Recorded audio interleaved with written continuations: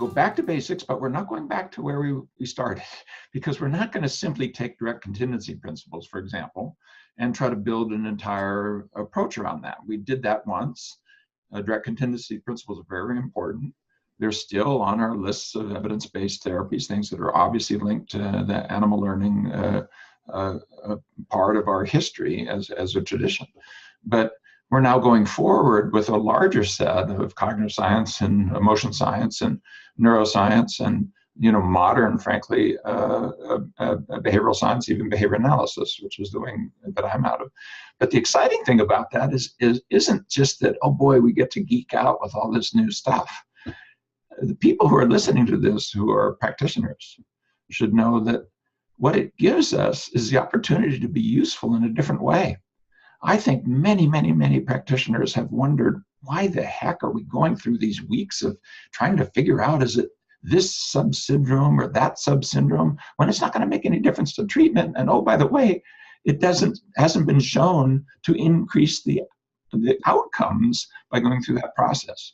Whereas if you focus on moderators, it's important to outcome. That's what the research shows. If you focus on mediators, that's a functionally important pathway to change.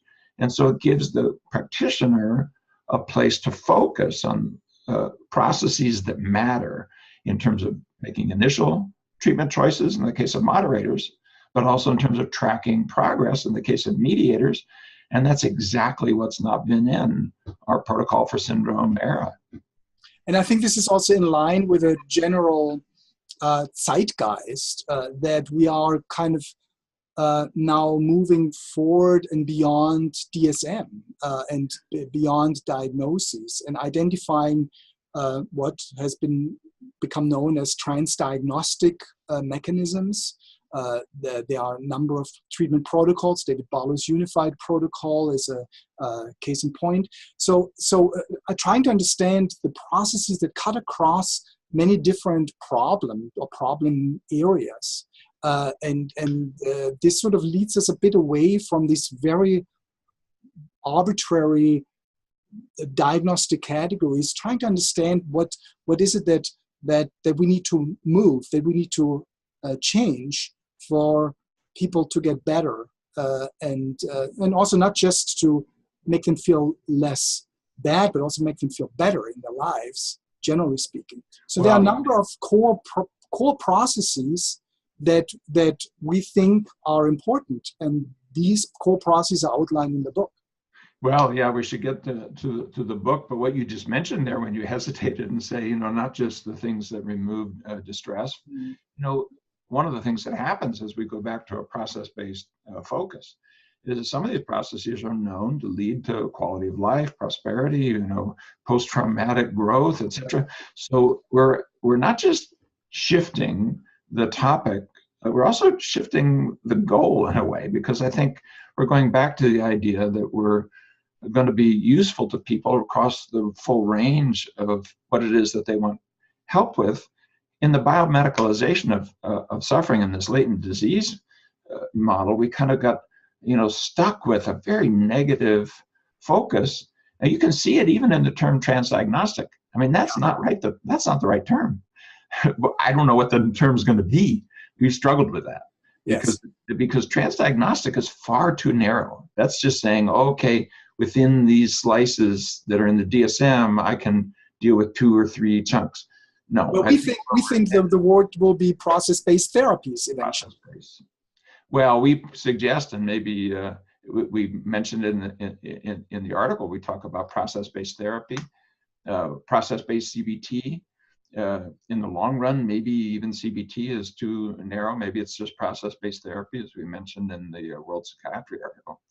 When I do trainings in ACT, I call it process-based ACT, because I think it's always been process-based, but it's just easier to actually teach it with sophistication, to teach it that way instead of teaching it as a protocol, because it applies to too many things. Which protocol are you going to pick? I can't pick the smoking protocol that teach people work with depression, but I can take the underlying model, get the focus on the processes, how you move that, and then you can deal with the specifics in a particular problem area.